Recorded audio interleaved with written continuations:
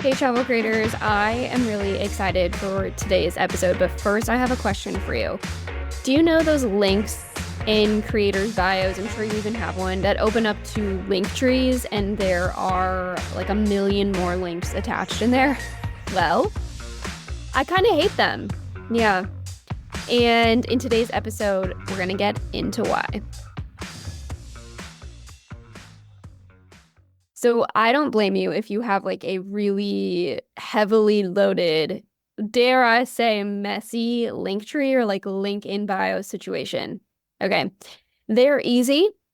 Sometimes they just make sense. They're definitely faster than creating like an entire web page. Okay, yes. But in the long run, I think they're no bueno.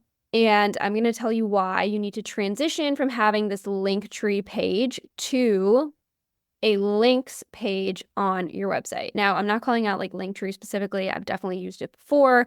That's just like a synonym for all of these other platforms that basically do the same thing. And I know you probably know that transitioning your links to a website page is great for you in the long run. But one of the most obvious reasons that you should do this is because when you have an external link in your bio on any platform, it obviously takes whoever clicks on that link away from your account.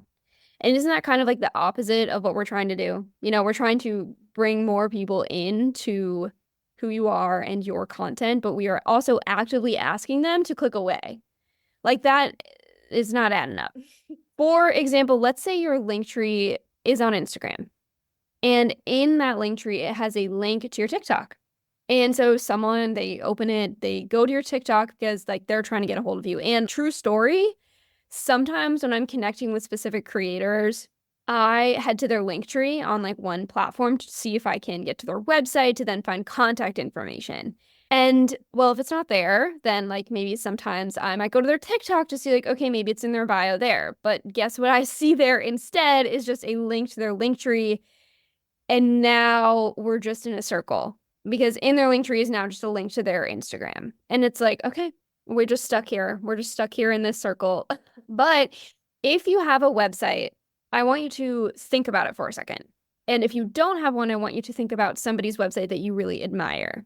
What do they have on their website? What do you have on your website? And they probably, or you do, have ways that you can further interact with this person or with you, or further interact with their content or dive in deeper. So maybe they have a course, maybe they have an email list, or something that allows you to take another step down their customer journey or however you want to interact with these people. It allows you to take another step into their content.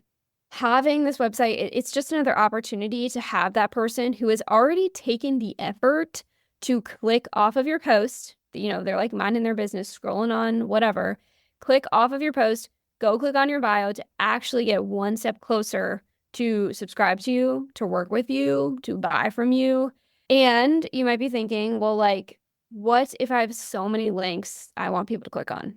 Well, if you have a lead magnet or if you need to develop one, I actually have an episode on how you can create one that I highly recommend you go and check out. It's really not that huge of a lift to get people signed up to your email, but that's not the total focus of today's episode. So if you have a lead magnet and maybe a newsletter, which by the way, you freaking should, or like a course that you're trying to get people to purchase or other social platforms, as you probably do, you might want to let people choose their own adventure of where and how they want more of you, which can be done on a links page on your website. And to do this on your website, create this links page that I'm mysteriously talking about here, you can just convert or just add a new regular website page and turn it into a links page. So you can go check out mine if you want. For example, it's travelcontentwriting.com/links. And it's just a more beautiful link tree. You'll find lists of different things like my podcast, a link to my services, a call out for my newsletter. It tells you a little bit more about what I do and who I serve. And it's just a nicer experience that you're not going to get in one of these Linktree-esque things where you just get to like change the background color if you want. But the difference between this page and Linktree is that people are already on my website. The chances of them clicking around to go to something else, to read something else I have is so much higher than the chances of somebody clicking on a link in my bio, visiting whatever at the top, and then going back and looking at my other links. Imagine, put yourself in scroll mode, for example. You're scrolling and you're like, oh, this is cool. Somebody has something in their bio. You are taking so many steps and you don't think about it because people consume so much content all the freaking time that for somebody to stop in their tracks, click on your profile, click the link, scroll through, and find what you're talking about in that piece of content is insane. And you must have, like, that's a testament to like having a really good piece to share in your bio, but we cannot expect people to take that kind of effort. We need to meet people where they are. Instead, you can wrangle all of your links onto your website. You might have also heard or just like noticed from being a human that we often get overwhelmed when we are given a lot of options. I know you've done it. You open somebody's Linktree and there are 30 links in there. And when I see this, I tend to close it because the probability of somebody opening your Linktree is low, like I just mentioned. And the probability of someone opening your Linktree and scrolling past 10 freaking links to find what you're actually talking about or what they're looking for is even lower. But if you give people one link to click on in your bio, they're more likely to click on it because it's the obvious choice. It's like if you go get ice cream and there's like 50 options, obviously you're going to be standing there forever looking at what you should pick. Or you're going to get overwhelmed and just pick something randomly. And that's not what we want people to do in our content. We don't want people to randomly interact with your content. We want them to be intentional. So if you go get ice cream and there's one option, it's great. You went to get ice cream and there's the ice cream. That's what you're getting. Sick. It removes the emotions, that one option, of overwhelm and of trying to make a decision, because decision fatigue is real, especially when you are somebody who just consumes a high amount of information and content. And we also have to remember that a lot of people scroll on social media when they're feeling anxious or when they're trying to distract themselves or avoid something or fill in random gaps of time. So when an anxious person or an overwhelmed person is faced with 30 different decisions or choices they could make of where to click, it's not going to go well, is it? It's not going to go well. And if you are that person presenting them with all of those different options, they're probably not going to click on anything because now they're shutting down because they're overwhelmed. The fewer options we can give people when it comes to interacting with your content, the better. And it is okay. This is one situation where it's okay to assume people will put in the least amount of effort possible. Now, this links page on your website doesn't have to be fancy. And I know it can be really intimidating to think about building a whole new web page. So if you're a creator who has a website but uses a Linktree, I encourage you to just make a very simple and quite frankly ugly, can be pretty fugly for now, for the time being, until you can dedicate more time to making that links page nice and lovely, to just get it done, to just get people to your website. It also increases your website analytics, okay, which is fantastic. And then later on, you can go into your website analytics and look at bounce rate, exit rate, all of those fun things to see what people are actually clicking on. Because a lot of the time, even for Linktrees, if you want to look at analytics for what people are clicking on and all of that fun stuff, it's often a paid feature.